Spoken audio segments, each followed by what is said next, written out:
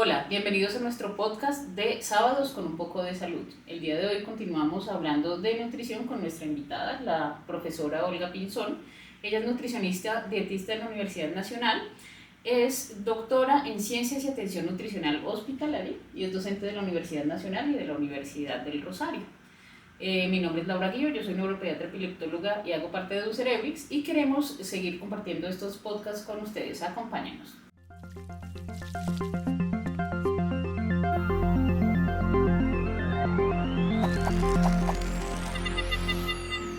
Olga, ¿cómo estás? ¿Cómo amaneces hoy? Muy bien, muchísimas gracias por la invitación. Siempre es un honor y un gusto compartir contigo estos espacios. Muchas gracias. El día de hoy de pronto alcancen a ver un poco de lluvia de fondo porque es un día lluvioso y tenemos un té calentico para acompañarnos y para estar con ustedes hablando hoy. Vamos a hablar un poco de algo que yo creo que es importante para nosotros. Estos podcasts a veces son mucho más dirigidos a personal de salud. Y yo quisiera saber cómo es ser nutricionista. ¿Por qué escogiste ser nutricionista clínica y por qué te dedicas a esto? Bueno, es una pregunta compleja y más porque nuestra profesión tiene tantos ámbitos. Primero, quiero precisar, es que es una carrera profesional porque a veces no todos lo tienen claro. Decidí escoger esta carrera porque quería trabajar en un aspecto que tuviera que ver con la atención en salud. Era como mi primer criterio. ¿Te gustaba el área de salud? El área de salud. Y ahorita, o sea, devolviéndome los años, realmente cuando uno toma la elección de una carrera, uno es muy pequeño, ¿cierto? O sea, 16, 17 pero no está años. Mal. No, y no todos saben. Es verdad, es que digamos que eso cambia. Sí, pero yo tenía claro en ese momento que quería estudiar algo del área de la salud. Sí. Me gustaba de la salud, pero que tuviera que ver con clínicas, hospitales, o sea, era como mi enfoque. Entonces comienzo uno a ver qué carreras hay. También tenía una meta, entrar a la Universidad Nacional yo compartí de esa Colombia. meta, sí. Entonces comencé a mirar y cuando veo el programa, el currículo de nutrición, entonces en ese momento veo que tiene diferentes componentes. Entonces tenía unos componentes básicos de bioquímica, morfofisiología, microbiología, pero que además tenía un componente en el momento en que yo estudié fuerte de nutrición clínica, nutrición pública, servicios de alimentación. O sea, decía, wow, es una carrera que me va a permitir trabajar en salud, pero desde diferentes ámbitos, ¿no? Claro. Exacto, entonces tomo esa decisión de vida y entro a la universidad y es una carrera que te enamora, o sea, te atrapa. Y más ya cuando, en mi caso, que mi pasión es la nutrición clínica, llegar a los hospitales, ver cómo, o sea, cambiar solo un nutriente, hacer un plan de alimentación diferente, impacta la enfermedad. Y la vida del paciente. Y la vida del paciente, exacto. Entonces, está ese manejo integral donde está, claro, el manejo médico especializado, pero que además estamos otras disciplinas, como la nutrición, bueno, enfermería, rehabilitación, o sea, todo el equipo trabajando por recuperar ese ser humano que en ese momento necesita de nosotros. Entonces se te vuelve a ti no un trabajo, o sea, siento que la nutrición es una pasión, ¿sí? Porque es eso que te levanta a ti día a día y que te lleva también a estudiar mucho, o sea, porque mira, o sea, ahorita que nosotras trabajamos en todos estos temas a veces tan complejos y que muchas personas dicen, sí, me le mido, no me le mido, se da cuenta uno que modificar un simple porcentaje de un nutriente cambia toda, por ejemplo, una actividad cerebral. Sí. Entonces, o sea, de verdad que la terapia nutricional es una terapia médica, nutricional. Es una terapia precisa. Sí, y que es muy valiosa. O sea, sí, lamentablemente creo que hemos pecado históricamente a veces en los hospitales en que no le damos la importancia, en los hospitales y en la vida, en realidad, en la vida en general no le damos la importancia a la nutrición que tiene. Y no sé por qué, es una cosa un poco tonta, pero sí, y cultural, en realidad. Culturalmente tenemos ese problema de que a la nutrición, a lo que comemos, no le damos a veces la importancia y ni siquiera lo pensamos, ¿no? ¿Qué comemos? Pues lo que hay. Sí, que tiene su fundamento, claro, obviamente hay que comer lo que hay porque pero lo que hay normalmente lo podemos escoger. O sea, sí es verdad que la pobreza extrema sigue existiendo, en nuestro país hay pobreza extrema, pero en la mayoría de casos la pobreza extrema en la que tú no tienes que comer no es tanta, ¿no? O sea, sí existe, claro que sí, pero es mucho menor que en otros siglos o en otras épocas históricas. Y hoy en día uno puede escoger un poco más o tiene un poco más opciones de escoger qué come, porque es que no tienes que cultivar tú, no es lo que tienes ahí, sino que tienes que comprar en una tienda y demás. Y aunque uno tenga un presupuesto reducido, siempre hay opciones.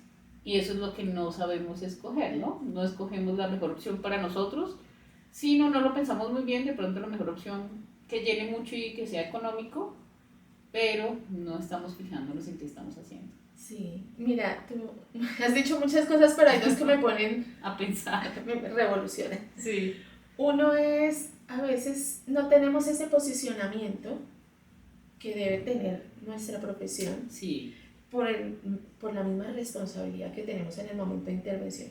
Y aquí como docente, investigadora, tengo un reto, y es que tenemos que darnos a conocer, o sea, que desde el pregrado, por ejemplo, el médico sepa qué es la profesión, qué hacemos, todos los ámbitos en los que intervenimos y cómo debemos trabajar juntos, sí, para lograr un mejor resultado. Sí, eso es verdad. Y por ejemplo en Colombia, yo estaba viendo el otro día las cifras de nutricionistas en Colombia y me sorprendió lo pocos que son, en realidad.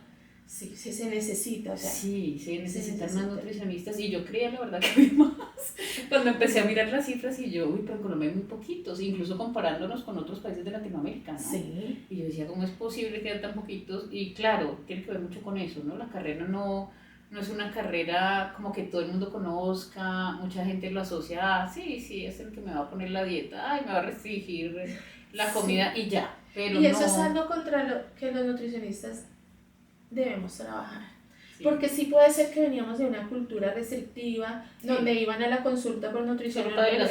Sí, o le entregaba uno la lista de no consuma, se recomienda no ingerir, o sea, y no, y llegaban los pacientes y decían, pero entonces, ¿qué como? Es tanto que ahora la educación alimentaria y la planeación de la dieta ha cambiado en lo positivo, en reforzar las recomendaciones, en dar alternativas, dar opciones de menús, de recetas, y más ahora con toda la tecnología que nos ayuda a que podamos generar recetas, por ejemplo, y que el paciente con una app, con un link, ingrese y vea todas las opciones que tiene dentro de una variedad que en Colombia tenemos una variedad y alimentaria, que puedes seleccionar. Sí. Y algo que yo he visto en este momento, nuestra carrera está teniendo un auge, van a haber más facultades, carreras de nutrición que vienen en un proceso de apertura, y muy bien, porque se necesitan profesionales.